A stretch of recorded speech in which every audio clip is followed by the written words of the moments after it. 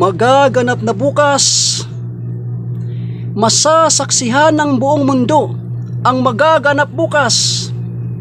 Ano kaya ang magaganap bukas? Pilipinas, handa na sa magaganap bukas. Excited na. At ang mga kapulisan, pinaghahandaan ng husto ang magaganap bukas. Ano kaya sa tingin nila ang magaganap bukas? Oo nga no, kung ako naman ang nasa posisyon ng PBBM administration, posibleng kabahan na rin ako.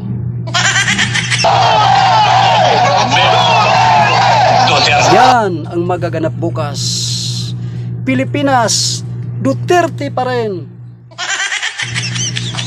Sabay-sabay, sama-sama, ang sambayanang Pilipino, pati na rin ang milyong Pilipino sa buong daigdig.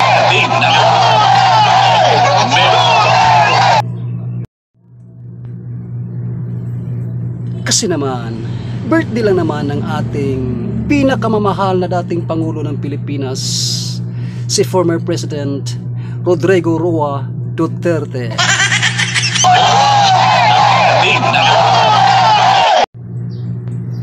Mayayanig ang Pilipinas.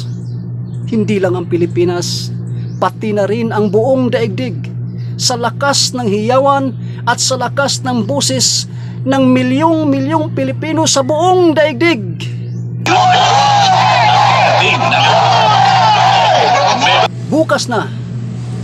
Bukas na magsi-celebrate ang mamamayang Pilipino sa buong bansa at sa labas ng bansa.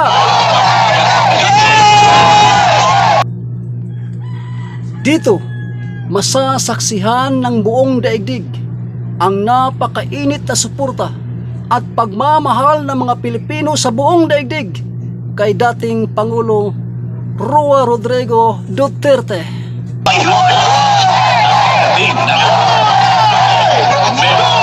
Advance happy birthday sa among pinakamamahal na dating presidente sa Pilipinas, former President Rodrigo Roa Duterte.